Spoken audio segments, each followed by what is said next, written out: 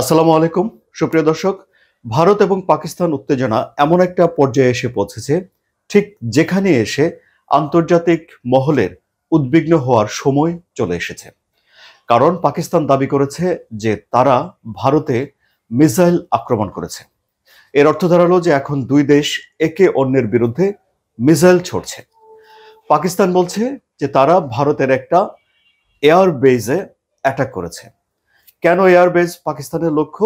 এটার যুক্তি হিসেবে পাকিস্তান বলছে যে ভারত যে এয়ারবেস থেকে বিমান উড়িয়ে এনে পাকিস্তানের ভেতরে এবং পাকিস্তান নিয়ন্ত্রিত কাশ্মীরে অ্যাটাক করেছে, আক্রমণ করেছে, সেই সব এয়ারবেসকে তারা এই প্রতিশোধের লক্ষ্য নির্ধারণ করেছে, প্রতিশোধ বা জবাব দেওয়ার লক্ষ্য নির্ধারণ করেছে।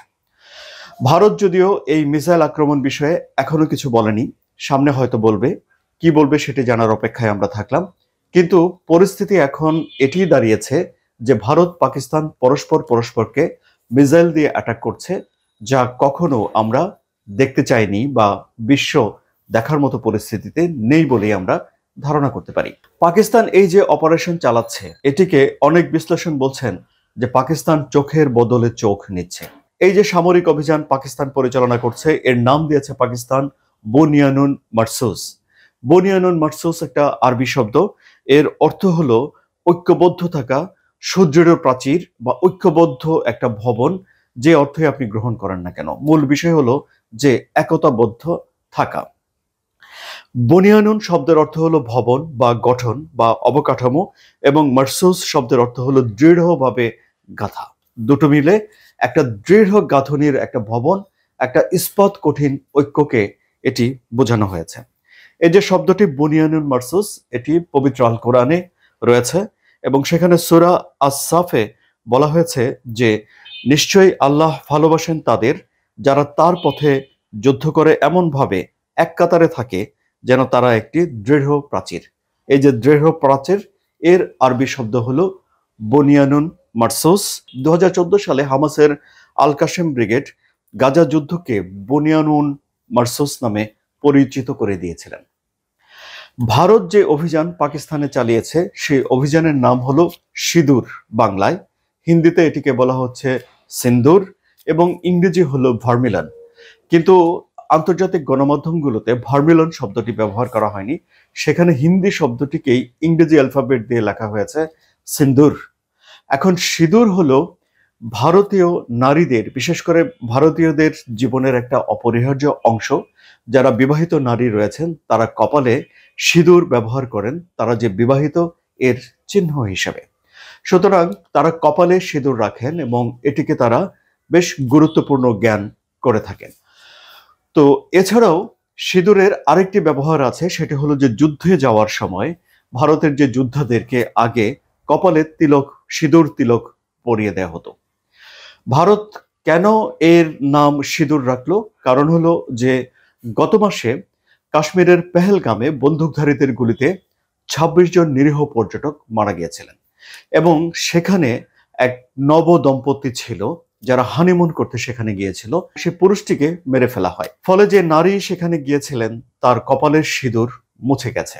কারণ বিধবা হয়ে গেলে বা স্বামী মরে গেলে হিন্দু নারীদের কপালে আর সিঁদুর দিতে হয় না। সুতরাং সেই ঘটনা থেকে সিঁদুর শব্দটিকে এই অপারেশনের নাম হিসেবে নিয়েছে বলে ভারতের গণমাধ্যমগুলোতে বলা হয়েছে। এবং এই হামলার জন্য ভারত পাকিস্তানকে দায়ী করে।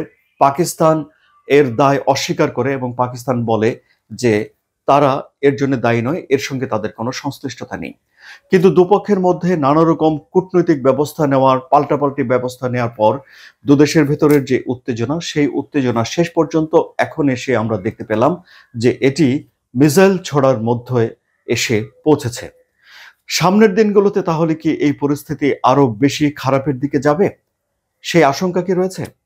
সবকিছুরই একটা আশঙ্কা রয়েছে, কিন্তু সম্ভাবনা আছে যে এই আক্রমণের পর হয়তো এই বিষয়টি যুদ্ধে গড়াবে না।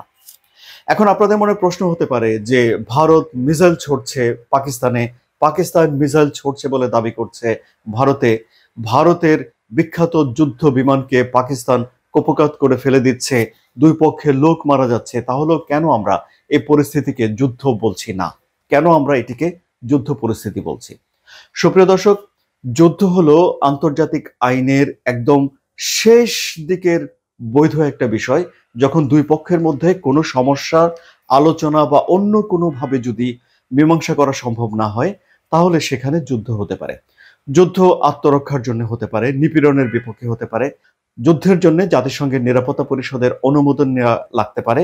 সবচেয়ে বড় কথা হলো যে কোনো একটা পক্ষকে বা দুই পক্ষকে এটি যে যুদ্ধ তা ঘোষণা করতে হবে।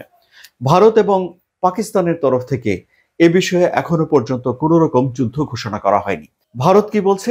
ভারত বলছে যে তারা পাকিস্তান এবং পাকিস্তান নিয়ন্ত্রিত 9টি স্থানে হামলা চালিয়েছে এবং তাদের লক্ষ্য হলো সুনির্দিষ্ট। তারা টেরোরিস্ট অর্গানাইজেশন এবং সেই অর্গানাইজেশনের সঙ্গে জড়িত লোকজনকে টার্গেট করে সীমিত পরিসরে হামলা করেছে। কোনো রকম সামরিক স্থাপনাকে তারা হামলা করেনি। পাকিস্তান দাবি করেছে যে বেসরকারি মানুষ হতাহত হয়েছে এবং পাকিস্তান বলছে যে তারা তাদের নিরীহ শহীদদের রক্তের বদলা নেবে। এখন পাকিস্তান যে আক্রমণ করছে বলে দাবি করছে, তারা সেখানে বলছে যে পাকিস্তানের ভেতরে যে এয়ার বেস থেকে অ্যাটাক করা হয়েছিল সেই এয়ার বেসকে তারা লক্ষ্য করছে। কিন্তু দুই পক্ষ কিন্তু বলছে না যে তারা একটা যুদ্ধ শুরু করে দিয়েছে এবং সামনের দিনে তারা আরো এই যুদ্ধকে এগিয়ে নিয়ে যাবে। এই মুহূর্তে ভারত এবং পাকিস্তান দুই দেশের কোনো দেশই ইকোনমিক্যালি যুদ্ধের জন্য প্রস্তুত নয় বলে বিশ্লেষকরা বলছেন।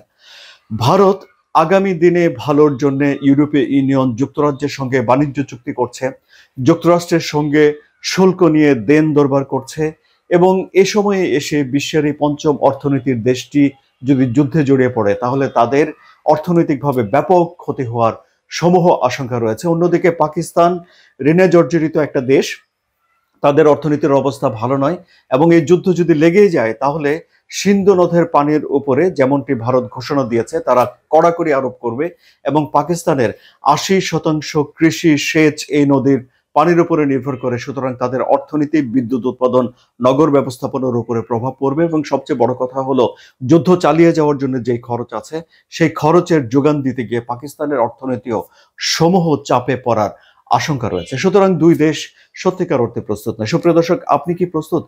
করোনার কারণে যখন সাপ্লাই চেন নষ্ট হয়েছিল তার জন্য কি আপনাকে বেশি টাকায় জিনিসপত্র কিনতে হয়নি? রাশিয়া ইউক্রেন যুদ্ধের প্রভাব কি ইকোনমিতে পড়েনি? গাজা এবং ইসরায়েলে যে যুদ্ধ হয়েছে তার প্রভাব কি ইকোনমিতে পড়েনি? ফলে আরেকটা যুদ্ধ বিশ্বের ইকোনমিতে ব্যাপক পরিমাণে প্রভাব এবং নেতিবাচক প্রভাব তৈরি করবে। সুতরাং যুদ্ধের বিপক্ষে মানুষের অবস্থান হওয়ার কথা ছিল, কিন্তু আমরা দেখতে পেলাম যে ভারতে এবং পাকিস্তানে তাদের সরকার যেসব সিদ্ধান্ত নিচ্ছে সেই সিদ্ধান্তের বাইরে সে দেশের সাধারণ জনগণেরও এক ধরনের চাপ রয়েছে ব্যবস্থা নেওয়ার জন্য, তারাও রাগে ফুঁসছে। এখন সরকারের যে এই যে অভিযানের নামকরণ করেছে, আপনারা দেখুন ভারত যে অভিযানের নামকরণ করেছে এই নামকরণ থেকে স্পষ্টই বোঝা যাচ্ছে যে এটি একটি সে দেশের জনগণকে খুশি করার জন্যে, সে দেশের জনগণের মন পাওয়ার জন্য, যেহেতু সেটা পলিটিক্যাল গভর্নমেন্ট সেখানে রয়েছে, ভোটের হিসাব রয়েছে, মন পাওয়ার জন্য তারা এই অপারেশন চালাচ্ছে, এরকম একটা হিসাব আপনারা করতে পারেন। অন্যদিকে পাকিস্তান অপারেশনের যে নাম দিয়েছে সেখানে একটা ধর্মীয় বিষয় রয়েছে। পাকিস্তান মুসলিম প্রধান দেশ এবং তারা ওখানে সে দেশের মানুষের মনোবল উজ্জীবিত করার জন্য, মানুষের সাপোর্ট পাওয়ার জন্য পাকিস্তানও চেষ্টা করছে। সুতরাং দুই দেশের ভেতরে একটা জিনিস কমন আমরা দেখতে পাচ্ছি, সেটা হলো যে সেই দুই দেশের সাধারণ নাগরিকদের উজ্জীবিত রাখা এবং তাদের চাওয়া, তাদেরকে খুশি রাখার দিকে দুই সরকার এখন মনোযোগ দিচ্ছে। কিন্তু সুপ্রিয় দর্শক, যদি দুই দেশের জনগণ যুদ্ধের বিরুদ্ধে ব্যাপকভাবে আওয়াজ তোলে তাহলে দুই দেশের সরকার এই যুদ্ধ পরিস্থিতি বন্ধ করতে বাধ্য হবে। এটি তো একটা স্বাভাবিক বিষয় যা আমরা ধরে রাখতে পারি। আন্তর্জাতিক মহলের কেন উদ্বিগ্ন হওয়া দরকার আছে? কারণ এই দুটি দেশের পারমাণবিক অস্ত্র রয়েছে, এই কথা আপনারা জানেন। আমি এ বিষয় নিয়ে আর বিস্তারিত আলাপ আলোচনা করলাম না। ছোট্ট একটি ভুলে অনেক বড় মাসুল বিশ্ববাসীকে দেয়া লাগতে পারে। ফলে ভারত পাকিস্তানে যখন উত্তেজনা তৈরি হয় তখন বিশ্ববাসীকে সেখানে মনোযোগ দিতে হয়, এটি আমরা দেখেছি। আরেকটি বিষয় আপনারা লক্ষ্য করবেন যে এর আগেও ভারত পাকিস্তানের মধ্যে উত্তেজনা হয়েছে, কিন্তু এবারে একটু ভিন্ন বিষয় সেখানে ঘটছে। সেটি হলো যে ভারত আক্রমণ করার জন্য ফ্রান্সের রাফায়েল যুদ্ধ বিমান ব্যবহার করেছে এবং পশ্চিমাদের কাছে রাফায়েল একটা অত্যন্ত গুরুত্বপূর্ণ একটা কার্যকরী যুদ্ধ বিমান, এবং পাকিস্তানের তরফ থেকে এই যে যুদ্ধ বিমান ভূপাতিত করে ফেলার দাবি করা হয়েছে, তাতে করে এর সামরিক সক্ষমতা নিয়ে নানান জায়গায় প্রশ্ন উঠেছে। ফলে এখানে এই জায়গাতে আক্রমণ এবং পাল্টা আক্রমণ করার জন্য তুরস্কের অস্ত্র ব্যবহার করা হচ্ছে কিনা, ইসরায়েলের ড্রোন ব্যবহার করা হচ্ছে কিনা, চীনের তৈরি মিসাইল ব্যবহার করা হচ্ছে কিনা, চীনের তৈরি জাহাজ ব্যবহার করা হচ্ছে কিনা, যুক্তরাষ্ট্রের F-16 ব্যবহার হচ্ছে কিনা, এসব বিষয়গুলো নিয়ে ব্যাপক আলাপ আলোচনা চলছে। ফলে বিভিন্ন দেশ এখন ভারত পাকিস্তানের কাছ থেকে গোয়েন্দা তথ্য নেবে, কোন অস্ত্রগুলো কিভাবে পারফর্ম করছে, কিভাবে কোন কৌশল দিয়ে আরেক কৌশলকে ঠেকিয়ে দেওয়া যাচ্ছে, এসব বিষয়গুলো নিয়ে দেশগুলো নিজেদের ভেতরে তাদের নলেজ বাড়ানোর চেষ্টা করবে। মানে ক্লাসরুমে যেমন পড়ালেখা হয় আর কি, তেমনি এই যুদ্ধটাকে একটা ক্লাস হিসেবে ধরে নিয়ে বিশ্বের বিভিন্ন দেশ এখান থেকে নিজেদের ডিফেন্স শক্তিশালী করার জন্য, নিজেদের প্রতিরক্ষাকে জোরদার করে রাখার জন্য নানা রকম তথ্য নেওয়ার চেষ্টা করবে। সুতরাং একটা আশঙ্কা আছে যে এই উত্তেজনা হয়তো অস্ত্র বাজার কিংবা অস্ত্র নিয়ে যাদের আগ্রহ কিংবা বিভিন্ন দেশের ডিফেন্সের জন্য এটি একটি ক্লাসরুম কিংবা ল্যাব হয়ে যেতে পারে। যদি এটি সত্যি সত্যি অস্ত্র পরীক্ষার ল্যাব হয়ে ওঠে, তাহলে তা ভোগান্তির হবে এবং বিপজ্জনক হবে বলেই বিশ্লেষকরা বলছেন। সুতরাং এখন দুই দেশের সাধারণ যে জনগণ আছেন, সেই সাধারণ জনগণের আসলে উচিত হবে যে যুদ্ধের বিরুদ্ধে তাদের অবস্থান সুস্পষ্টভাবে জানিয়ে দেয়া। তবে আপনাদেরকে একটা হিসাব বলতে পারি যা আশাবাদী করবে, সেটি হলো যে ভারত একটা স্ট্রাইক করেছে, তারা বলছে এটি সার্জিক্যাল স্ট্রাইক। অন্যদিকে পাকিস্তানও তাহলে এখন একটা স্ট্রাইক করেছে, সার্জিক্যাল স্ট্রাইক। দুই পক্ষের এখন এখানে থেমে যাওয়া উচিত। কিন্তু যদি দুই পক্ষ না থামে, ভারত যদি আবারও আক্রমণ করে, পাকিস্তান যদি আবারও আক্রমণ করে, তাহলে বিষয়টি গুরুতর হয়ে ওঠে, তাহলে সেটি আর তখন স্ট্রাইকের মধ্যে থাকবে না বলেই আশঙ্কা রয়েছে। তাহলে আমাদের সতর্ক নজর থাকবে এই দুই দেশে কি হচ্ছে তার উপরে, এবং এই উত্তেজনার সর্বশেষ বিশ্লেষণ জানার জন্য আপনারা আমার সঙ্গে থাকবেন আশা করছি। সুপ্রিয় দর্শক, আলোচনা কেমন লাগলো কমেন্টে জানাবেন। যদি ভালো লাগে তাহলে সাবস্ক্রাইব করে চ্যানেলের সঙ্গে থাকবেন।